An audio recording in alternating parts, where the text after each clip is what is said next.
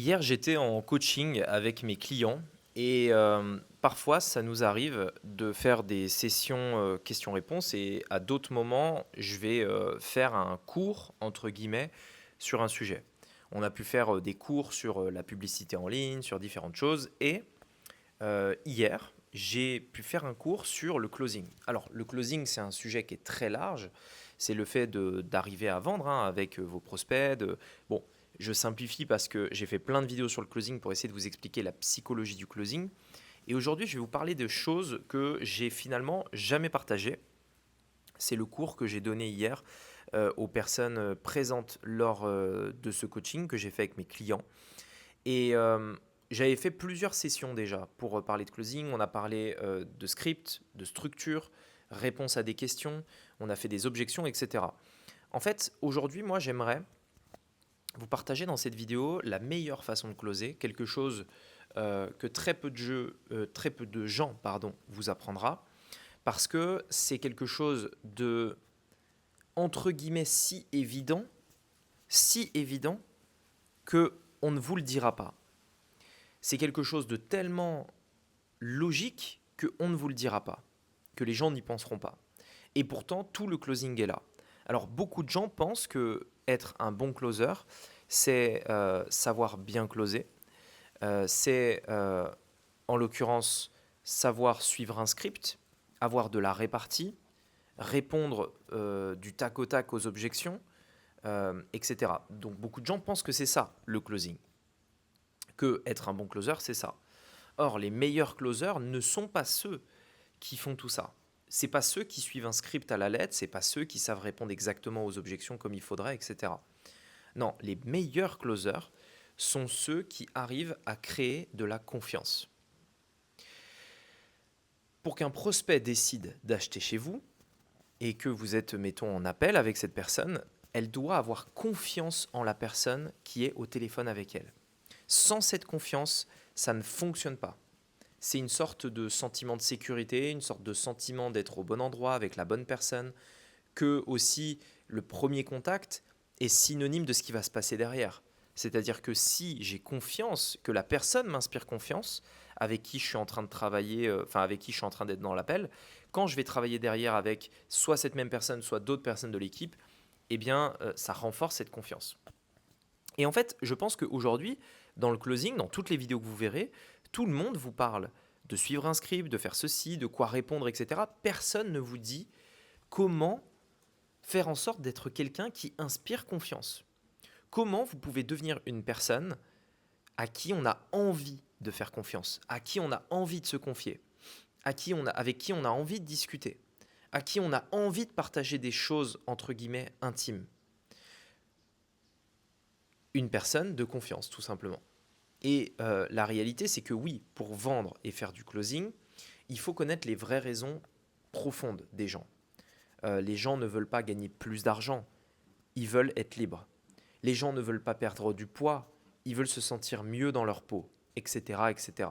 Donc un bon closer, c'est faire la différence entre une raison de surface, c'est-à-dire la raison de surface, hein, pour vous simplifier les choses, c'est le genre de truc que vous pouvez dire à n'importe qui. Vous imaginez, vous allez en soirée, vous connaissez pas les gens, et on vous dit, tiens, machin, qu'est-ce que tu veux faire? Ah bah je veux faire ça, nanana, pour gagner plus d'argent. Voilà, raison de surface, ça me va très bien. Je peux le dire à, entre guillemets, n'importe qui.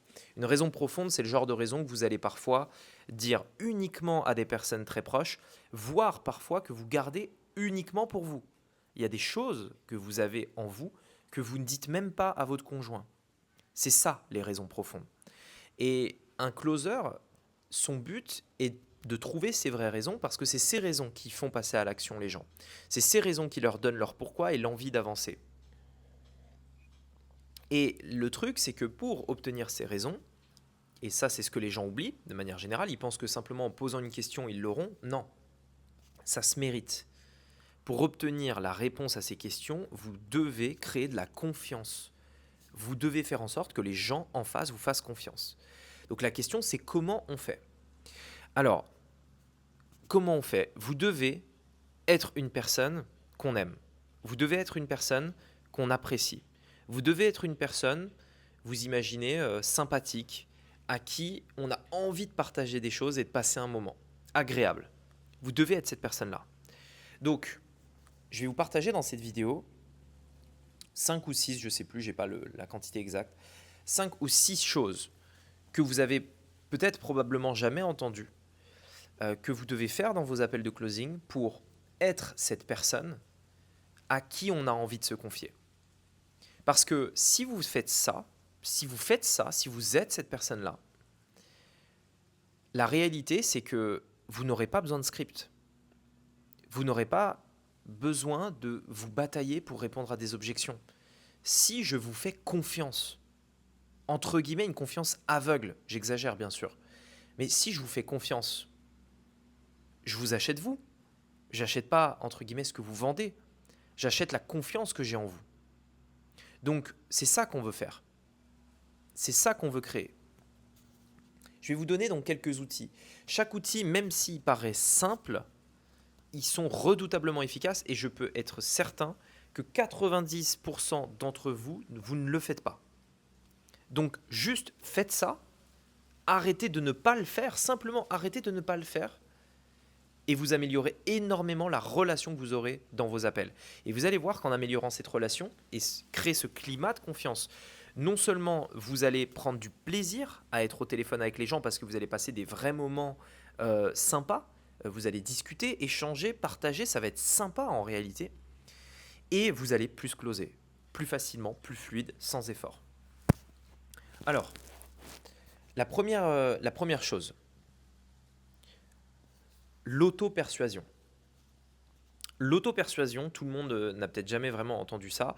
Je vais vous le résumer en une seule phrase. Vous donnez à votre interlocuteur l'idée de croire que l'idée vient de lui. Tout le monde aime croire que la bonne idée, l'idée de ce qu'il doit faire, l'idée de, on va dire, la meilleure idée à avoir, vient de nous. On aime à croire que c'est nous qui avions eu l'idée de déménager à cet endroit, de voyager à tel endroit, de faire ce bon choix. On aime à croire que l'idée vient de nous. C'était un bon choix. Je suis content d'avoir fait ce choix. J'aime penser que c'est mon idée.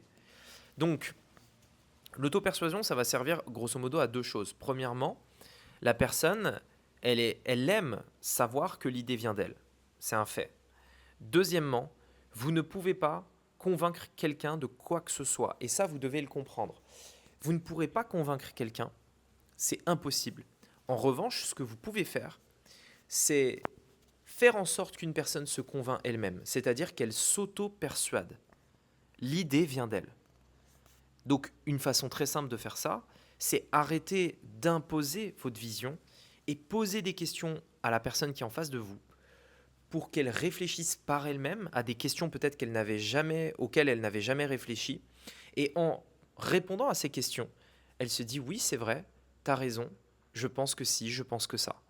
Et donc, ce qui se cache indirectement derrière ce que vous pouvez voir parfois dans des scripts qui posent des questions, qui contiennent des questions types, etc. Derrière ça, en réalité, ce qu'il y a, c'est que on veut que les gens répondent à leurs interrogations par eux-mêmes, en répondant à des questions qu'ils n'avaient peut-être jamais vues auparavant.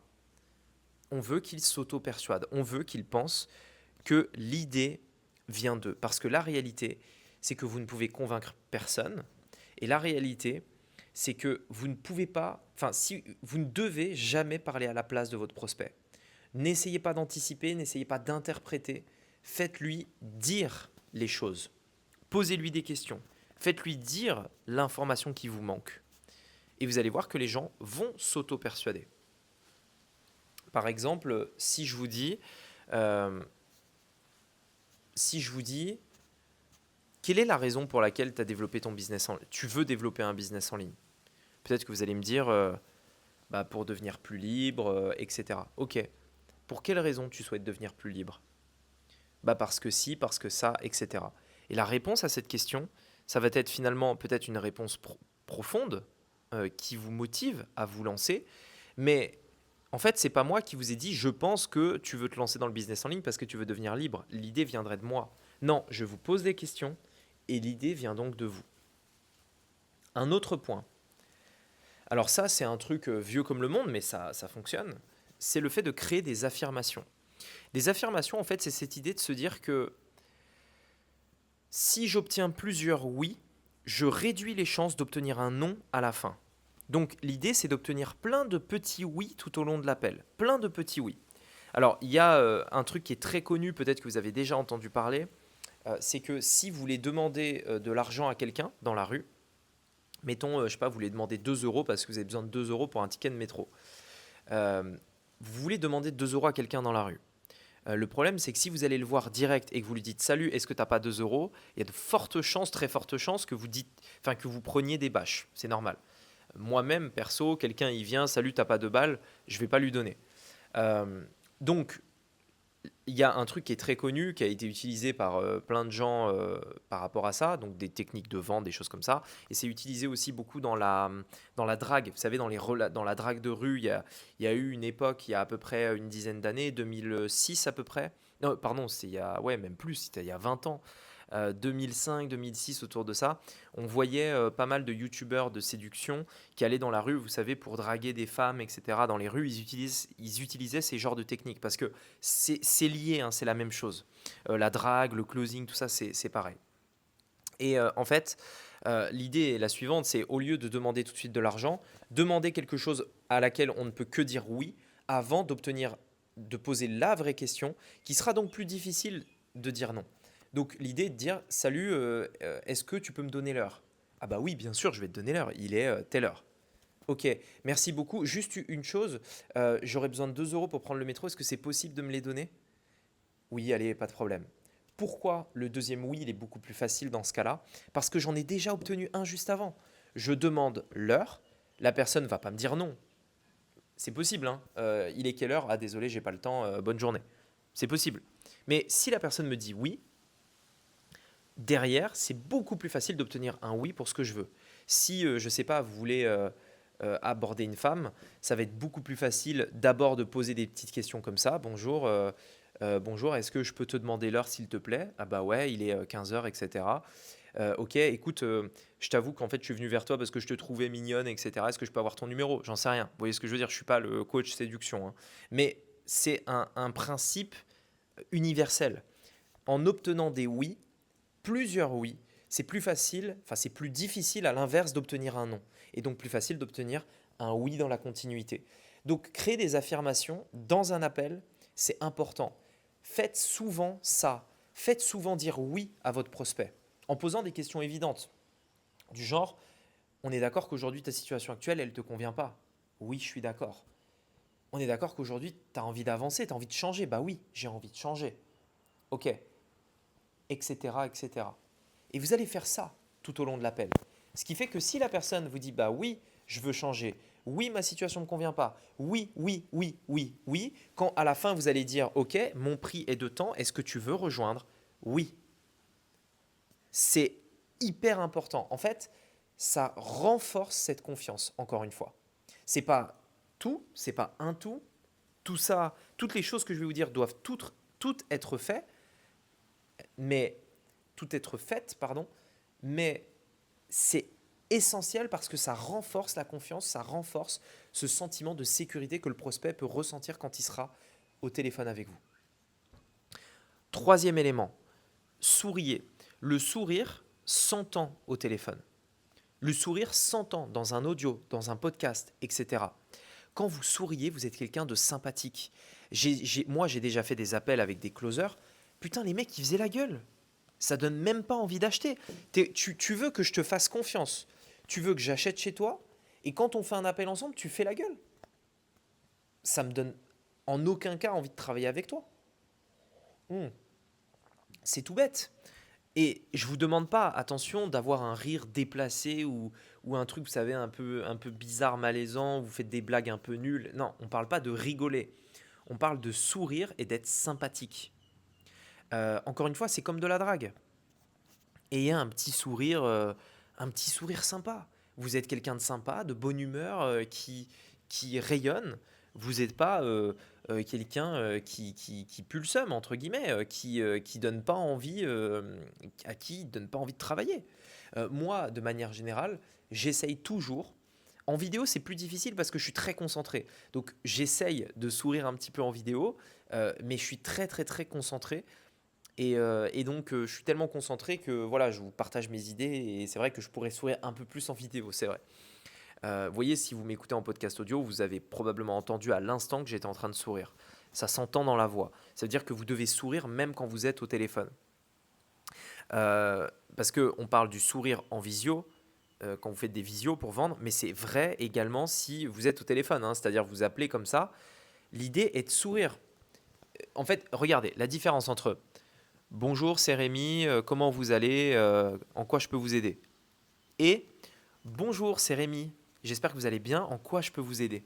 Vous voyez la différence?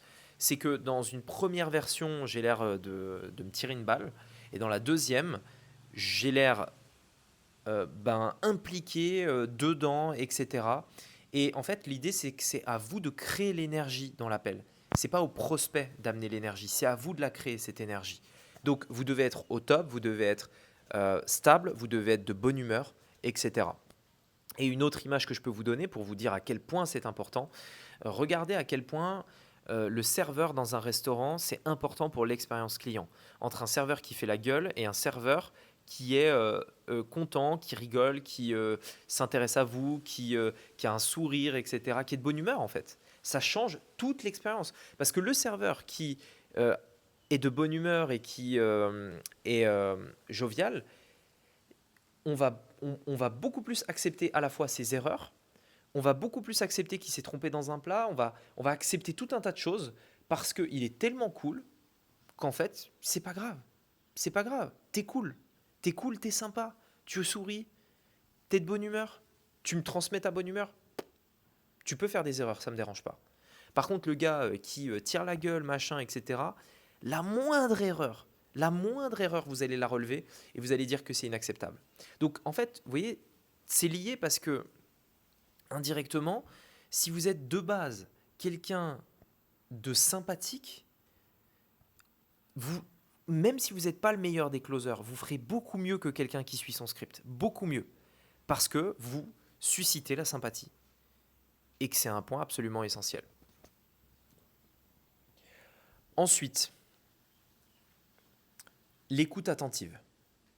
L'écoute attentive, c'est montrer que vous êtes 100% dans l'appel.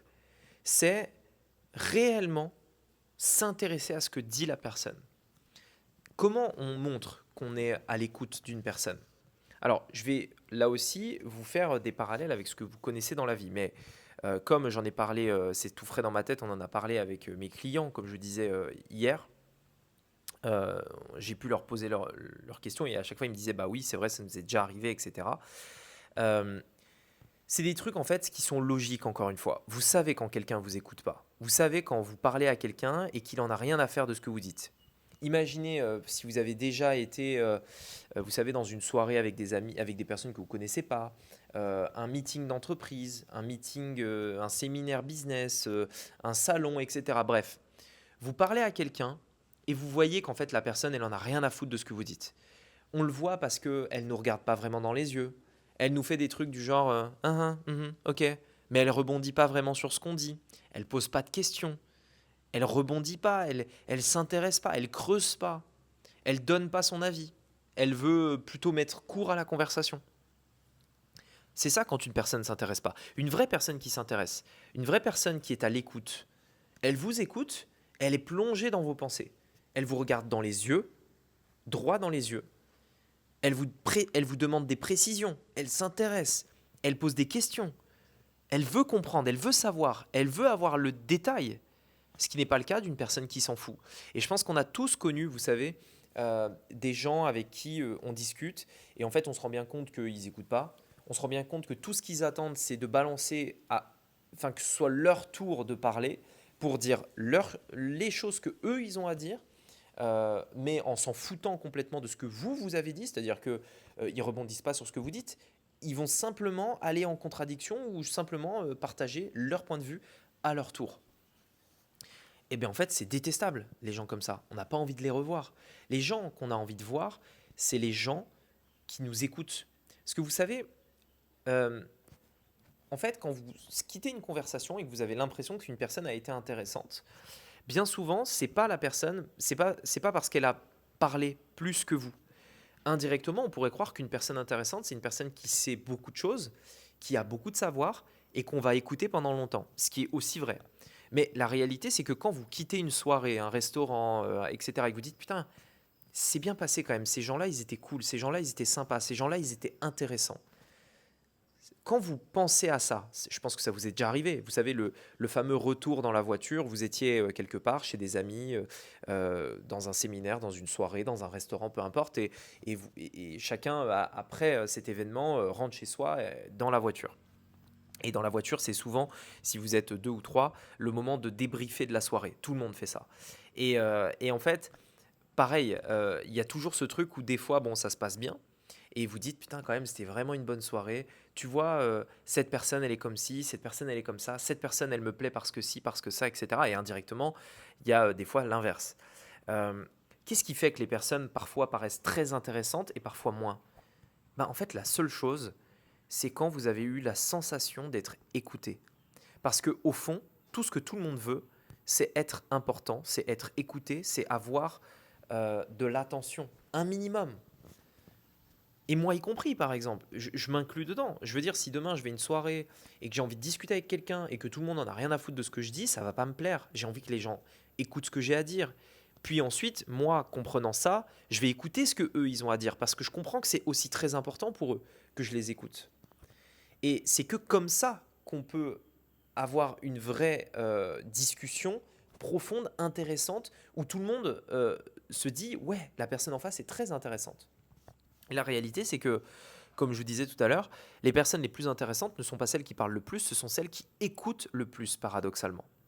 Plus vous allez parler, enfin, plus une personne va vous faire parler, plus vous aurez l'impression qu'elle est intéressante, cette personne-là. Parce qu'elle s'intéresse profondément à vous. C'est ça l'écoute. Si vous êtes dans un appel et que vous ne pensez qu'à poser des questions les unes après les autres, euh, comme un interrogatoire, jamais de la vie vous allez closer. Ça ne marchera pas. Parce que ce qui compte, comme je vous le disais, c'est de créer un climat de confiance.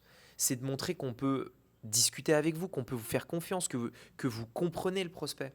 Et la seule façon de montrer que vous comprenez le prospect, c'est de profondément vous intéresser à lui. C'est de profondément vouloir comprendre. Mais profondément, c'est-à-dire ne pas faire la comédie, de vouloir comprendre, de vous intéresser. Vraiment. Et c'est tout bête. Mais la majorité des closers, la très grande majorité, écoutez bien, la majorité, c'est pas 50-50, non, non, c'est 70-30 des closers, peut-être même plus, ils veulent juste que le client achète. Ils veulent juste la thune. Ils en ont rien à foutre de la vie du prospect. Ça leur fait ni chaud ni froid. Ils en ont rien à foutre des problèmes, des challenges que le prospect il peut avoir. Non, non. Eux, ce qu'ils veulent, c'est poser des questions, trouver le truc parce que c'est un jeu, trouver le levier qui va permettre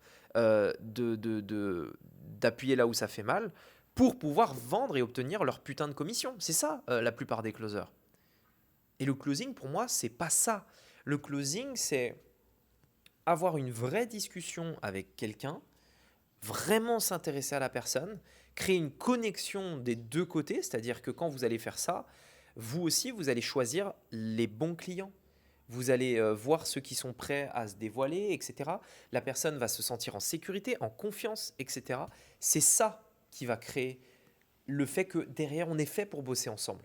Si vous vous contentez juste de poser des questions pour appuyer là où ça fait mal et vendre, vous allez mal closer, vous allez parfois surcloser, ça peut être le sujet d'une autre vidéo, le surclosing, et vous risquez de faire rentrer les gens pour les mauvaises raisons et les gens derrière vont le regretter. Et si les gens le regrettent, bah, c'est pas bon pour personne. Eux, ils sont pas contents, vous n'êtes pas content parce qu'ils vont vous embêter, etc., etc.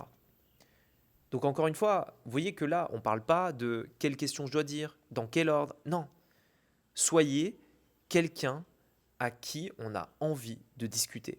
Soyez quelqu'un de sympathique. Euh, soyez quelqu'un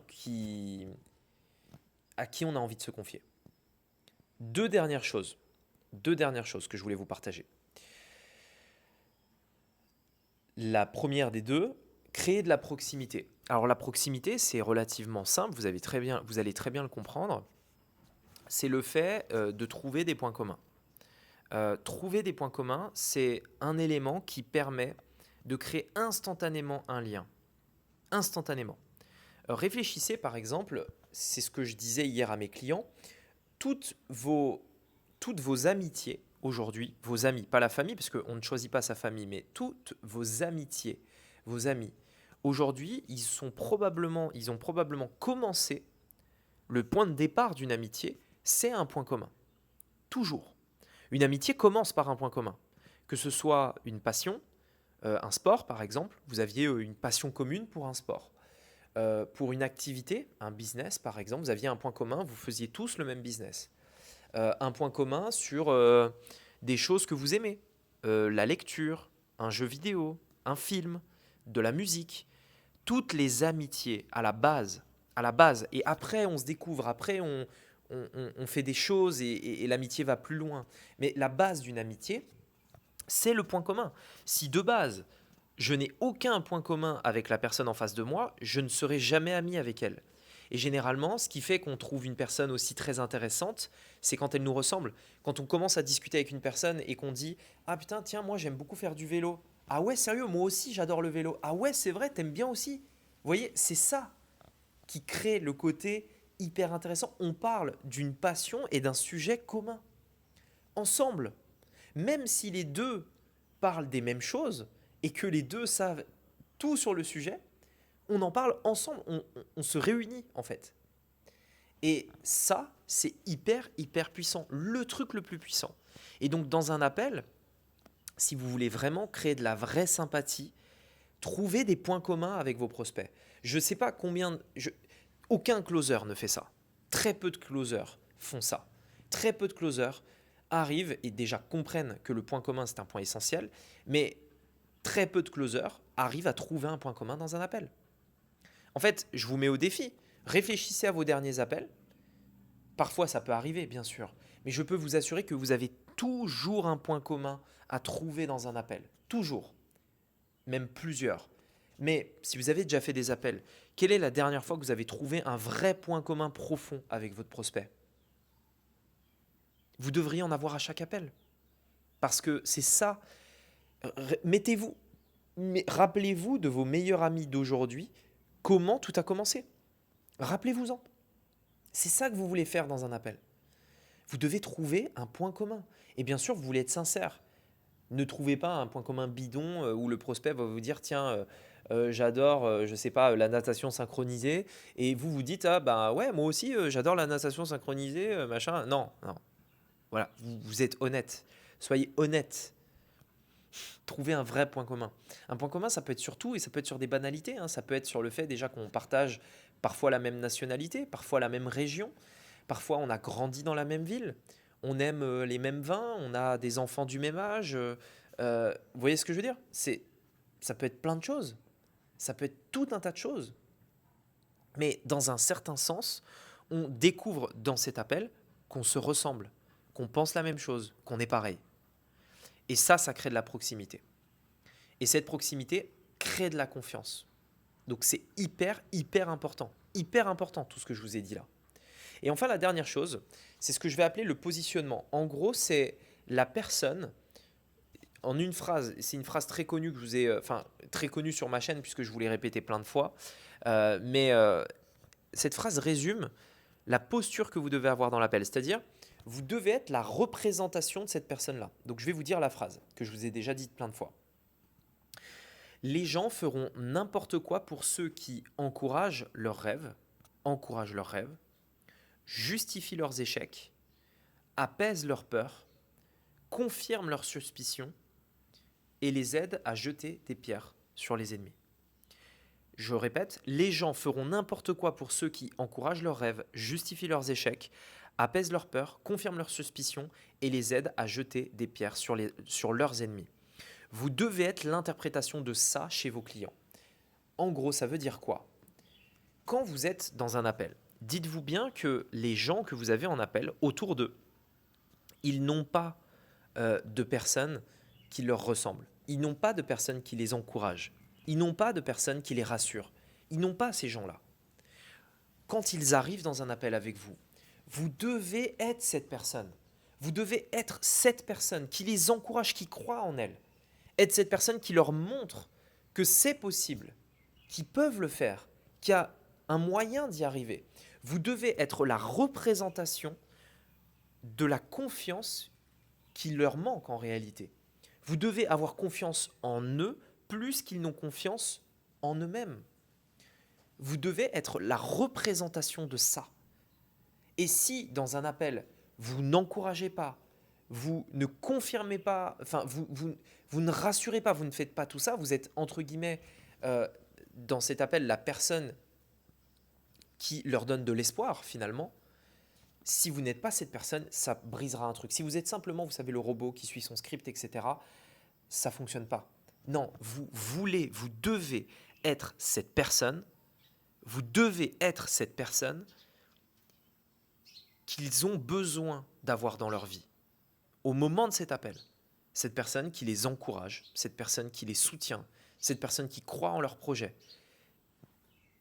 cette personne qui apaise leurs doutes, apaise leurs peurs, vous devez être cette personne qu'ils n'ont pas actuellement dans leur vie. Parce que la réalité, c'est que dans leur vie actuellement, ils n'ont peut-être que des personnes qui les rabaissent, peut-être que des personnes qui ne comprennent pas, peut-être qu'ils n'ont que des personnes qui les découragent, ils n'ont peut-être que des gens comme ça. Et le moment où ils vont vous voir, vous rencontrer, vous appeler, ils vont se rendre compte que vous êtes différent parce que vous êtes le type de personne de qui ils ont besoin de se rapprocher. Encore une fois, ne jouez pas un rôle. Soyez vrai, soyez vous. Moi, je pense profondément au fond de moi que si j'ai la solution dont mes clients ont besoin pour atteindre leur objectif, et j'en suis convaincu et persuadé que ma solution est la meilleure, personnellement, j'ai une responsabilité morale de faire en sorte qu'ils deviennent clients chez moi plutôt que la concurrence. Parce que si je suis convaincu que ma solution est la meilleure, et j'en suis absolument convaincu, vous pouvez avoir un débat avec moi, j'aurai aucun problème à être convaincu de ça. Si je suis convaincu que ma solution est la meilleure, j'ai la responsabilité morale de m'assurer que les gens que j'ai au téléphone n'aillent pas se planter dans des stratégies de merde que des concurrents peuvent leur vendre. C'est ma responsabilité de faire ça.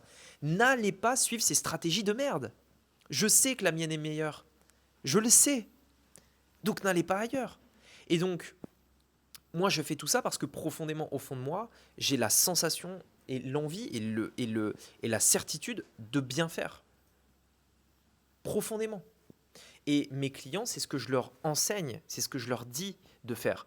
Je leur dis, faites quelque chose de tellement bien, faites un programme tellement bien fait, tellement construit, de tellement bonne qualité, que vous aurez tellement confiance dans ça, que derrière, vous aurez la conviction absolument profonde que si vos clients n'achètent pas ce programme-là, ils font une erreur. Et vous avez donc la responsabilité morale de les faire vous rejoindre et pas les autres. Et donc ça, vous voyez, le closing, c'est beaucoup plus profond que simplement suivre un script. C'est profondément des relations humaines. C'est ça le closing. Faites ça, vous aurez des résultats mais 1000 fois meilleurs que n'importe quel script de closing. Soyez quelqu'un d'appréciable. Soyez quelqu'un avec qui on a envie de parler, se confier, discuter, échanger, intéressant. Dites-moi ce que vous en pensez dans les commentaires. Ça m'intéresse vraiment d'avoir votre avis.